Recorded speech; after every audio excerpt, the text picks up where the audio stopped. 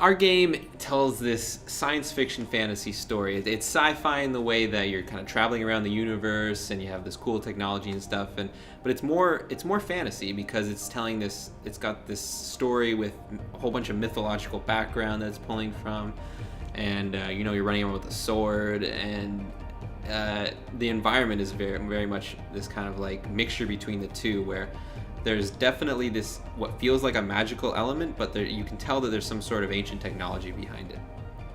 In the far past, there were these ancient empires that all had champions in this arena to glorify their gods or prove a point to who was right about something or whatever. Essentially, over the generations, these gladiators had better and better technology to the point where they had a weapon each that was passed down from fighter to fighter that had immense power in it, had an AI, had all these things that gave them incredible power. Now, eventually what happened is these champions decided that they didn't want to fight amongst each other to the death anymore.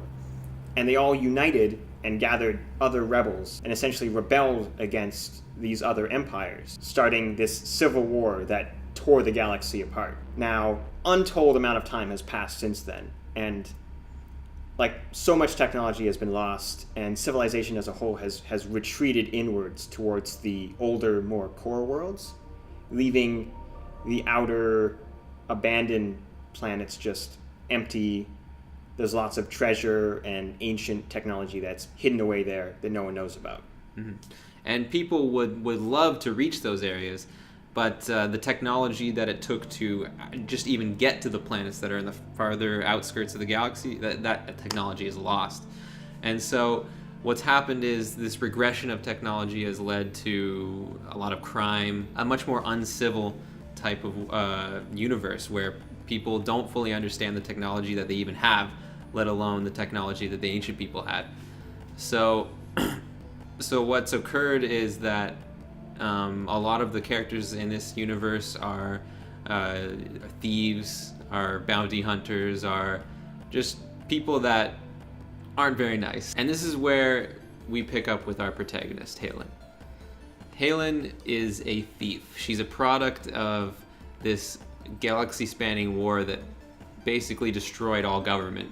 And now there's little pockets of power, but everything's a Wild West, basically, where there's no rules, there's very little power in place. And so Halen is part of a thieves guild, or she was until a great betrayal. And because of this, she no longer trusts anyone, and she doesn't have a lot of resources to her name anymore. And now she's basically in survival mode. She's looking for contracts to keep her alive. All she has to her name is just her gun, her armor, and her ship. She takes this really risky job from this collector who wants her to find this ancient artifact from one of the far worlds that had been abandoned long ago. At first she doesn't believe him. She doesn't understand why. She doesn't believe that anything is even out there. The stories of what happened are all just myth at this point. And so he gives her a special part for her ship that will allow her ship to go out to these abandoned planets. And, she has no choice at this point. It's either this or starve. So she takes the part, she slaps it on her warp drive, and suddenly she's able to make it to one of these worlds where no one's been in just this immeasurably long amount of time. And then she finds herself on the planet Teltona, where this ancient artifact is. So this planet is home to a temple to one of these ancient champions. Halen, it turns out, was sent to retrieve one of these ancient weapons.